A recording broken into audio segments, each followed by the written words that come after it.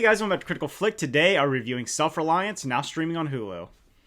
So Self Reliance is a new comedy thriller that is both written, directed, and stars Jake Johnson. This movie basically tells the story of a guy who's down on his luck. He's kind of caught in a rut in life. He doesn't know what to do, and he ends up getting thrown into this kind of crazy dark web reality game where he's being hunted to the death for 30 days. And the only caveat is that if he is physically next to someone, throughout the film he's trying to convince people that this is real and being able to stay next to people so he can survive. And one thing I have to say is if you are a fan of Jake Johnson and you like his style of comedy, his style of acting, I think you'll enjoy this one. He brings the same things to this film that he has in many of his other roles, and I think it's a pretty solid directorial debut. I've seen other films he's written, and I think he brings that kind of same element to this one, like I said. So if you like his previous work, I think you'll enjoy this one. Anna Kendrick is also in this film, and she brings kind of her same quirky, likable, comedic style, and I think that their chemistry works really well when they're on screen together, not just on a comedic level, but on just an overall level. And speaking of the comedy, the movie doesn't have a ton of huge laugh out loud moments, but there are some really well written jokes, and I think as a whole it is a pretty funny film.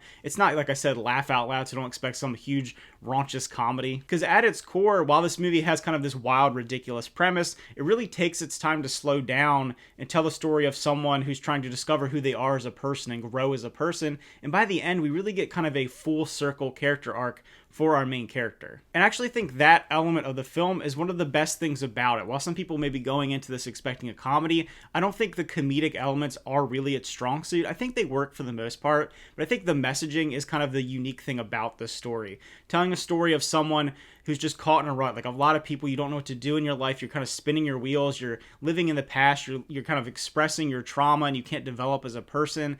And this is throwing someone into this ridiculous situation where they have to learn to trust other people. They have to learn to grow as a person and kind of face their demons. And I think that that story works really well because beneath the surface, like I said, of this ridiculous plot is a story about that. There's a lot of heart and core to this film, and I think when it shines through, those are some of the best moments. I think that some people may not enjoy that if they're going to expecting kind of, like I said, an over-the-top comedy, but if you take kind of the middle third of this film and his growth as a person, his connections with other people, I think by the end, like I said, you get this full character arc, which makes the story really interesting. I will say, as far as some of the negatives, I do think the tonal shifts in the film may be a little bit stark for some people. Particularly the first third of the film is very tension-filled, it's very ridiculous and over the top, and it becomes kind of this warm and fuzzy, almost heartfelt film in the middle third, and by the end we get this high action thriller type elements that are taking place. So I do think it's kind of jarring between the acts of the film, but I think as a whole the messaging shines through even with those kind of elements. The movie is only an hour and a half, so there is no real problem for me as far as kind of making it feel too long. I never felt like it was boring.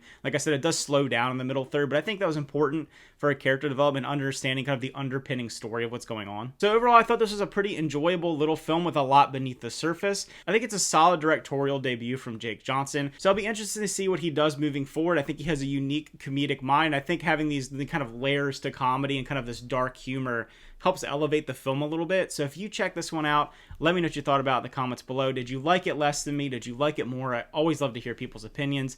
Thanks for watching. Remember to like and subscribe, and see you guys next time.